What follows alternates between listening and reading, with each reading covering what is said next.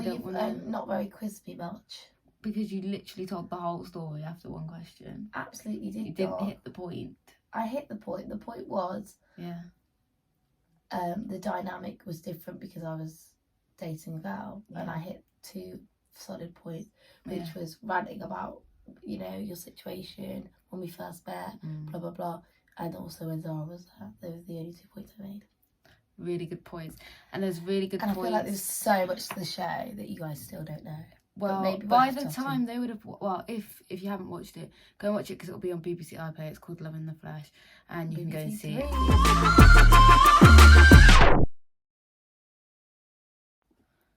Hello. Welcome to our YouTube channel. My name's Shelby.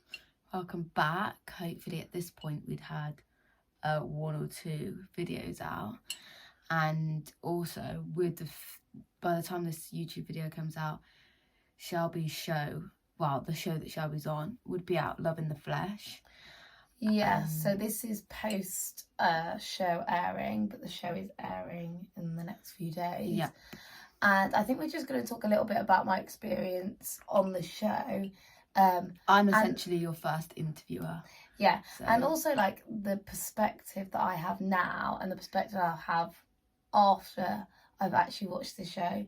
Because although I obviously experienced it and I know exactly what happens, it'll be interesting to see whether my perception of what happened will be the same as how you perceived it when you were there. Yeah, true. Exactly, true. Yeah. So I do apologise because my throat. Yeah, her throat is quite croaky.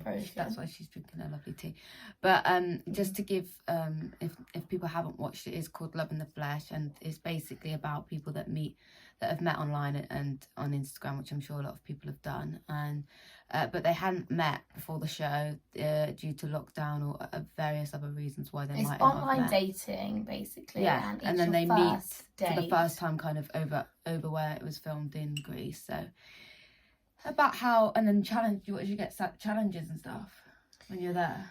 Yeah, so we have dates and there's like a few challenges. There's not loads of challenges, but there are obstacles that happen throughout the week or 2 that you were there, isn't it? Yeah. Yeah, my interview wants to ask me some questions. Yes. So obviously, as the only LGBT couple that was on the show, how did you feel when you were there? Did you feel comfortable? Was it uncomfortable? What was the vibe that you got from the other contestants and from the whole show as a... Yeah, definitely. I think that was obviously nerve-wracking because I didn't actually know, obviously, before I was there, like, obviously, in the villa, that we were going to be the only gay couple. Actually, I might have known just before because I think we were then told, you know, just we wanted to let you know, sort of thing. That you're the only... We are the only... Yeah. But like, the whole fly out there and, like, obviously the weeks before going out there, I had no idea that we would be the only... gay couple in there, basically. So obviously, you know, that does make me nervous a bit because, you know, none of the other couples know who else is going in there. I didn't know who was going in there, so and you just don't know how other people are going to respond to that. And I suppose I'm not the typical, let's say, you know, look when it comes to a lesbian, I suppose. Not that it should be, but there is obviously a stereotype on what a lesbian... You just don't fit the stereotype. But yeah, every lesbian looks different. So obviously I was there. I went into the house first with 4 other contestants, and we all had to then talk about obviously the person that we're eager to see and like meet for the first time, and obviously I feel like I was dropping a bombshell kind of thing. So I was like, here I am. How was the response? Did you feel comfortable? They were just sort of like, oh, like interested. But I was just like, yeah. But I mean, it helps that in my life I've been quite open with my sexuality, and everyone in my family and my friendships know. So I'm sort of like, it is what it is.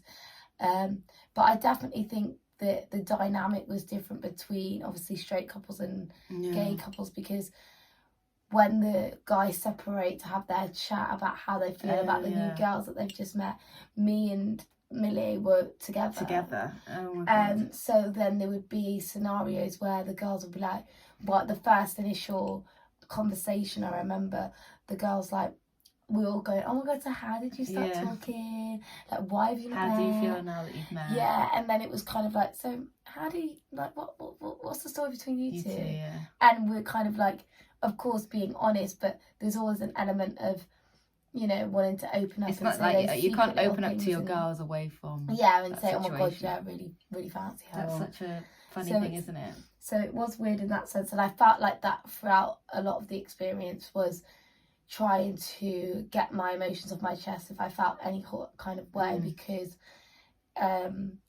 you know, the girls are obviously as close to Millie as me. Yeah, so true. And also I remember at one point when Sarah came in, I had no idea, but there was the table of girls. I do apologise. There was a table of girls, which I didn't know Zara was in the villa, so I was just like, I think I was in the dressing room or something. And as I was coming round to find everyone, I think that's what I was doing. All the three girls were sat at the table talking to Zara, so obviously I sat down, not realising that obviously Zara was sort of asking Millie like, how it's going, blah blah blah. So I kind of think I remember sitting there and just being like, yeah, like. Then I'm thinking, should I be here? And then I kind of went, no. Do you know what? I'm going to go. I probably should leave. Oh, wow. I think you've answered one question, but you've probably answered about 10 questions. So just whilst you rest your voice, I'll probably just talk a little bit about how it's kind of important that that a show like that could actually have, you know, some sort of queer representation on there. And also that it's not easy actually, even in this day and age, I don't think, to still feel comfortable. Like even at work, I find myself sometimes referring to my partner as my friend. It might just be something in me, but also because you don't always know how people are going to react. And if it's not in the mainstream as much, with like, there are various dating shows out there, and it is coming way more. It is becoming way more mainstream now, which is really, really good. But it's rather just be a less emphasis on that. But yeah, that will take time. But I do think I think it's important to notice that it still isn't easy to bring up your sexuality. Do you know what as well? Like what made what. I don't know, not even bring up your sexuality, but if I had a boyfriend, I'd never ever second guess saying when I'm talking to people, oh, my boyfriend, or my boyfriend's here, or whereas like if it's a stranger or somebody that's like not that close, or you know, anything, I would definitely think before I'd say girlfriend. Yeah, but a lot of people would say then that's sort of, not that it's our problem, but it kind of is now, because we're already taking the decision out of that person's hand, whether they're going to be okay with it or not. But then obviously, unconsciously, we're still stressed about that. Yeah, because of that element. Because of life, I will say because of society. Yeah, because of society, but because of the way I felt when I told people initially. What I will say about like the show, it did make me realise that there are, you know, the fact that we were the only gay couple that went on the show was shocking to me, because in my everyday life, because we've grown up gay, well, I mean, as in, yeah, you're always gay, but I mean, as in, we've been out for nearly 10 years now, and we're so openly gay, and I know so many gay people, like in my life, and also, queer people,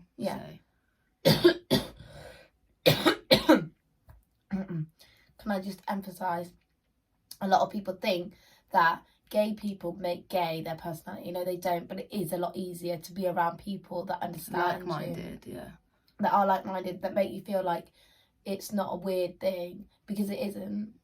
Yeah, or at least to some degree can relate to relational dynamics, because if you are in a heterosexual relationship, and you have for example, how Shelby said on the show that there's like the guys went with the guys to explain their situationships, and then the girls went to the girls. It's like if you're in a dynamic, if you're in a partnership and you have your partner's friends and then your friends, and then introducing those friends, and then you have like a boys' night, like, you know, if it's heterosexual, you know, you'd be like, oh, he's going out with the boys, but that dynamic definitely changes in a same-sex relationship.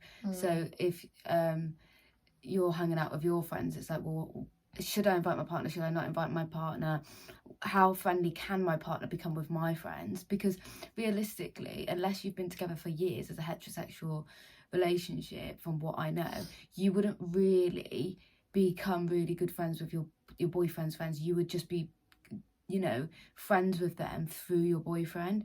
But with same-sex friendship relationships, what I've found is actually you all start to intermingle and become friends, or you might already know each other and stuff like that. So I do think that, just to stress the point of what I'm saying, is that it's easier when you have like people that have already been through it or have similar dynamics, because you're able to relate and to talk about it and to kind of also get advice from your friends and stuff when you're dating or in a relationship, or yeah, definitely. And I think like we are very lucky. I mean, we've got each other, and also we have met loads and of we people. also so when we were kind of coming out and stuff, when we were like 16, 17, I don't know if Twitter's like the same now, but back then it was like everybody was on Twitter. So like you just had like this whole queer community on Twitter, and we would all like meet at prides. Yeah. And I still know people now that I met back then and that are still like, you know, my good friends. And just that, I mean, it's not always the healthiest of relationships because we all do know each other. But I think when you're younger and you're just coming out and you're trying to find out what this means, and it's really good. I think I would just encourage anybody in those situations to go on to social media, be safe, obviously, make sure that you go with friends and stuff and meet each other and stuff, but go to prides as well, that helps, or any sort of LGBT events. If you don't like going out drinking, if you don't like going out, if you want to, I don't know, there's like cafes, book clubs, there's all sorts of different things online. Well, yeah, and I think that's a big thing as well for like society nowadays. The good thing about it, not that I know what it was like back in the day because I'm only 24, however, yeah, like the internet is so good for connecting with people that you may not have in your local community, or you may not think you have in your local community. If you're at a school, if you're 15 years old, you have no one gay. I didn't really know anyone gay in our school when we came out. You might be in a we were religious lucky that we had each other. But yeah, there are people you can reach out to on the internet if you need gay friends and stuff like that. And I do think that's so important. However, on the show, I was okay with that. And actually, everyone was so accepting. And everyone was like pro like us, so we had no problem at all. We had the greatest experience, and I would just encourage anyone that was offered an experience like that to do it, because you remember it forever. Only live once, and that experience is very unique. It's not every day you go on to live in a villa with loads of other people that are your age that you do not know and you've never met before, and you have no phone, so you're there to experience everything in real life instead of over on like staring at your phone. It was so nice. Like it was like when I hear about everyone's like people saying when they go on these shows that, you know, it was really nice to not have your phone for a while, and it actually really was. Like, you didn't talk to me though. That was really sad. That was really bad. But apart from that, and I felt bad because you in my life have experienced every single experience, you know, to a point. Not really. After the age of 19. I know, it's such a big experience. It was a big experience for Shelby, but I think as much as obviously there were times where I thought, bloody hell, I wish I could be in those moments with you. Or do you know what the hardest thing was? You just didn't have your phone, so I just didn't know if you were okay or not, if I didn't know if you were enjoying it, or if you were going to regret it, because it's a big thing. I mean, it's reality TV, which is not no, but I did feel so timid and shy the first day, and I felt a bit overwhelmed with everything. The point is, I'm glad that you went, and I think it was an experience that was meant for you. And I do think that, and you can also experience it, but through a TV. I can. When it comes out in a few days' time, 3 days. Yes, indeed. But yeah, we're not going to make this YouTube video too long because I don't want to. Not very quiz me much. Because you literally told the whole story after one question. Absolutely did. You didn't hit the point. I hit the point. The point was, the dynamic was different because I was dating a girl, and I hit 2 solid points, which was ranting about, you know, your situation when we first met, blah blah blah, And also when Zara was there. Those were the only 2 points I made. Really good points. And there's really good points. And I feel like there's so much to the show that you guys still don't know. Well, maybe by the time they would have... Well, if you haven't watched it, go and watch it because it'll be on BBC iPlayer. It's called Love in the Flesh. And you can go and see it for yourself on BBC 3. BBC 3. Every Wednesday, Thursday. Every Wednesday and Thursday. Or on BBC iPlayer if you haven't caught up by now or whatever. Anyway, go watch it and then you can ask questions in the comments and stuff and Shelby will get back to you. But we are going to finish off the video soon because it is getting... the time's ticking, and I wanted to mention our Gossip in the Closet podcast, and we are aiming to, and may even by the time this YouTube video comes out, start having clips of it. So we did 15 episodes from like last year and they went really well. Like we had such a good time and we really enjoyed doing it. And just to give you some context, we kind of come up with a topic and then we get questions in and certain dilemmas or problems. We call them lesbian problems, but honestly, regardless of what sexual orientation, gender identity or any sort of relationship dynamic that you are in, even hetero, like we have, or it might... Even hetero is crazy. But it's like, it doesn't matter, even if you're not in a relationship, any sort of problems could be lesbian problems, could be problems with your flatmates, it could be career problems, it could be your family, it could be your friends, any sort of dilemma that you end up in. Anyway, if you head over to Gossip in the Closet, it's a podcast, so you can find it really on, Spotify. Yeah. Give me some Apple Podcast. Podcast. So anyway, it's a podcast, so you can find it on basically all the platforms. Listen to an episode or two, see if it's to your taste. If it is, please send us a DM and try and connect with us as much as possible. We'll follow you back. We should by now hopefully have a couple of videos also out of the recordings. So we can have it on like YouTube and we've got it on TikTok and we can have it on obviously your podcast formats. I said too much there, what? What the bloody hell? What? That was just so much. Anyway, Gossip in the Closet. Listen and bye.